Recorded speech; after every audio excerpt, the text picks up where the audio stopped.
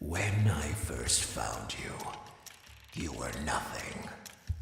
You were small, pathetic. But now, you are more. Are you ready?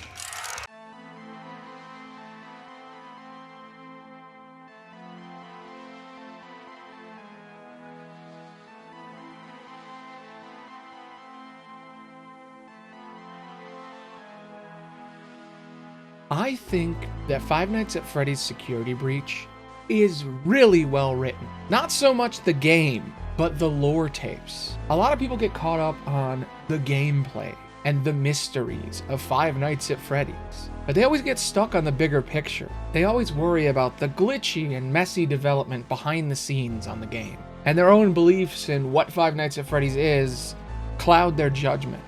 Nobody ever just sat down and explained what happened on these damn CDs. While researching this video, I listened to the retro CDs again. They are hidden collectibles in Security Breach, a bunch of old recordings. And now, knowing everything we know, it is some of the most fascinating lore I have ever heard in a video game. I really can't believe how no one has understood them.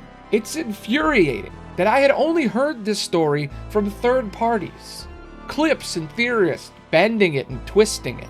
If you actually just listen to it, it's pretty obvious who it's about. If you know who the two characters are, and at the time, no one did, you can kind of figure everything out. There is this incredible story hidden in this game. So today we're going to talk about that story. The story of Patient 46. Nancy Drew, the case of the 5 dead therapists. After the events of my previous video, our hero Vanessa quit her job as a QA tester. They usually get laid off after they finish their job, and the industry is terrible to them. So now she's working at a Freddy's themed mall called the Pizzaplex. And while working here, she's been working super late, and she was forced to go to therapy with an on-site counselor. Even though she was sleeping all the time, she was so tired. Her therapist recorded everything on old tape reels, and the main character Gregory mistakes these reels as retro CDs. I don't know why a therapist in like the year 2035 would be using film reels to record their audio, but okay. These reels are the easiest way to understand what is happening and the story that happened off screen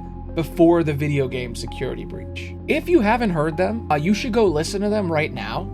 There's a link in the description, and I'll probably put it in the end card too. And then you should come back if you don't want to get spoiled. But if you don't care, if you don't want heavy spoilers for the stuff in between games that you wouldn't have figured out unless you collected every single secret item in the game, I'm going to spoil the shit out of them. So let's get started. There are 2 people going through therapy, Vanessa and Patient 46. In hindsight, it's pretty fucking obvious that Patient 46 is Gregory. Who the fuck else could it have been? Why would he be collecting them in the game? Why would he care? Why would he be doing everything he does in the game otherwise? And the fact that it took 2 years and an entire book for people to accept this as a fact is ridiculous.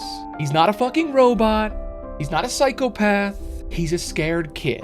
So I think if you pay attention and you read between the lines, Gregory is talking to a therapist at school, and Vanessa is talking with that same therapist at work. The therapists are freelancers that work for multiple places. They are specialty therapists that are hired to work in-house. They are sent to schools and businesses by a separate company to talk to employees and at-risk youths. The reason I know this is because one of the therapists straight up tells them, You know, I work with people of all ages, from little kids to the very elderly, and everyone reacts to tragedy differently. Tragedy always leads to a feeling of loss. It's a hole that feels funny, right? Yeah. I have all sorts of clients, Vanessa. I don't just work with corporations.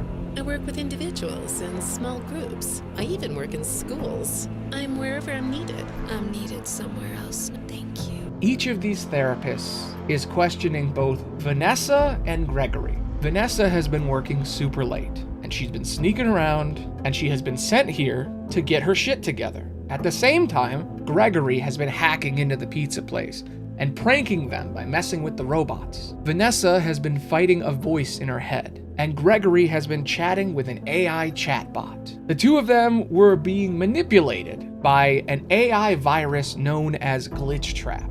They are both hallucinating and speaking to an invisible person.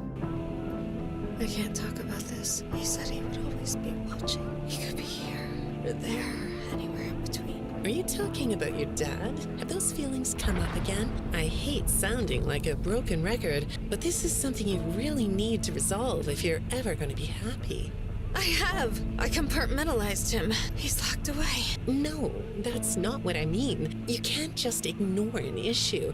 You have to face your memory of the experiences and process them so you can let it go. So you don't get triggered anymore. You can use a sort of self-dialogue to release these things. I don't like doing that. Well, okay. We'll get back to that. I'd really like to know something about this costume. What's it for? Meanwhile, while Vanessa is talking to voices in her head, Gregory is having fun, hacking into the pizza place and causing mayhem. He's made a new friend and he's having a lot of fun. At the same time, Vanessa is fighting back to stop it. But the voice is using her memories of her abusive father to scare her and force her to go into this basement and experiment. The virus known as Glitch Trap is spreading around the pizzaplex like wildfire. He's making everything creepy and fucked up. It's like a ghost possessing a house, but it's an AI controlling other AIs. Gregory has forged his papers and is talking to these therapists to figure out how close they are to figuring everything out. He's trying to help his new rabbit friend figure out what's going on. They think something tragic happened to his parents, and he needs to open up about it. They get all their orders from emails and computers, and it's not a coincidence that they're talking to both of these people. Glitch Trap is using these scenarios to manipulate Vanessa, to learn more about her past, and to use it against her. He can't read her mind. He's just a hallucination that she sees right now. He's using Gregory to find out when the therapists are getting closer and closer with the investigation. Gregory is basically a spy. Gregory isn't the bad guy. He's not brainwashed, he's scared, and he's doing what he's told. The same as Vanessa. Every time the therapists get too close, Gregory gets uncomfortable. He doesn't want them to die, but Glitch Trap is listening.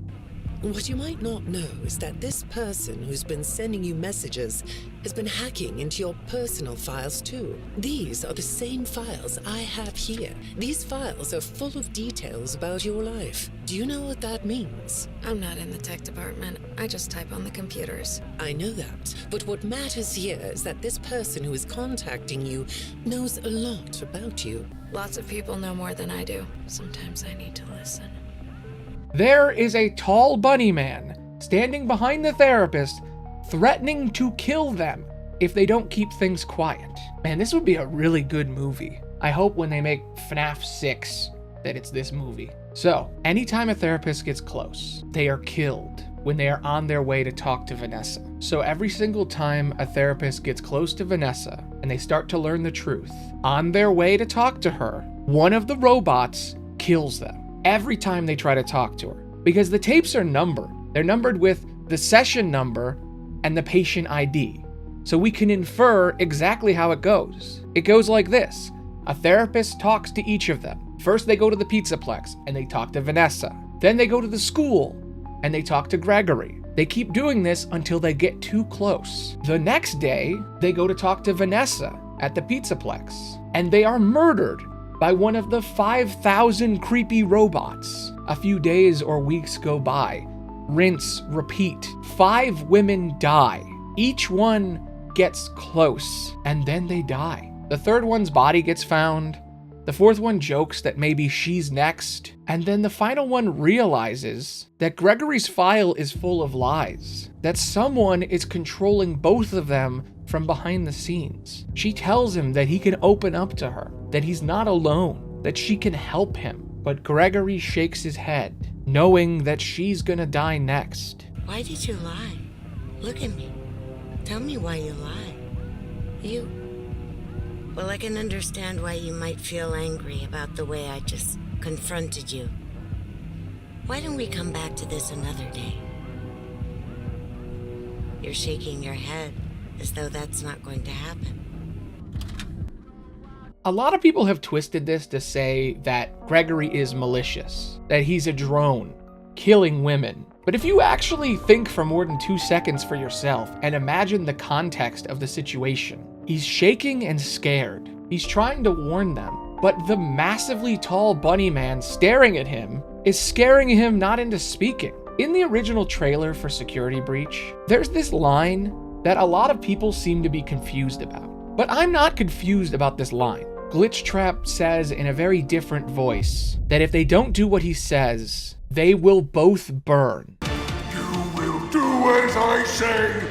You will bring me what I want. And if you fail me, then you will, both of you, burn! That's not a throwaway line. It's a fucking clue. Gregory and Vanessa are being tormented by a hallucination of a man in a rabbit costume. Gregory and her are chatting back and forth online, hacking the systems of the building, until Gregory needs to give Vanessa the subroutines directly. Listen to what the therapist says. I'm not sure what exactly is wrong, except that it's making the robots more eerie than entertaining. You like that?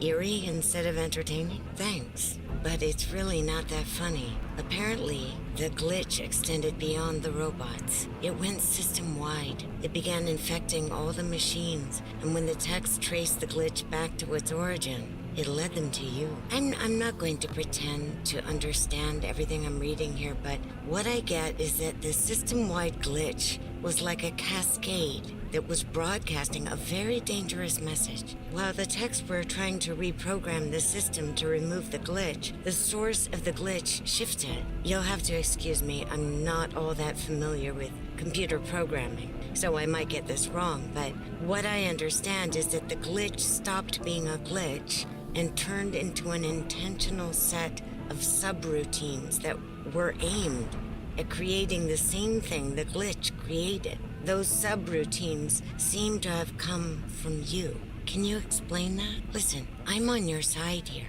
Our sessions are just between you and me. The techs can't prove what they think, so you're not in trouble. I just thought you could tell me what you're trying to do. Maybe if we could get to the bottom of that, it could help you. He hacks one of the Vanny masks for her. He explains how she can help the virus spread, and Glitchtrap builds themselves a new body. Eventually, Gregory breaks into the pizza place and tries to destroy everything he caused. People get so caught up on how he got possessed, they think he got beams shot into his brain through his eyes. Maybe he put on the Vanny mask and it injected the data into his brain. Maybe he played the VR game and got infected just like Vanessa was. Maybe it was an old arcade machine, and when he saw it, it had flashing lights and it hacked into his brain. Or maybe he saw Glitchtrap when he was hacking into the pizza place for fun. All that matters is that now he's seeing Glitchtrap, and he and Vanessa are working together to spread it. It's only once he can't take it anymore, once he connects with one of the therapists and knows she's gonna die, that he realizes he has to stop this. Next week, I'm going to tell you how he fought his way through the Pizzaplex with the help of his robot pal Freddie, and why I fucking love it. Anyway, I'm Aloni the Bard, and that's the secret origin story that no one told you. Listen to the recordings, make up your own mind. Thanks for listening. Bye.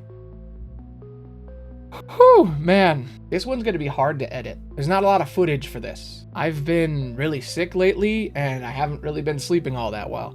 But this video is just what I needed to cheer up. If you didn't already know, I am streaming Sunday at 6 p.m., October 13th, baby. And I have made a wheel of random things that could happen. A wheel that I'm gonna spin every time I beat a game to pick what the next one's gonna be. All right, up, oop. All right, here's the wheel right behind me. Look at it go, look at it go, look at it go. What's it gonna be?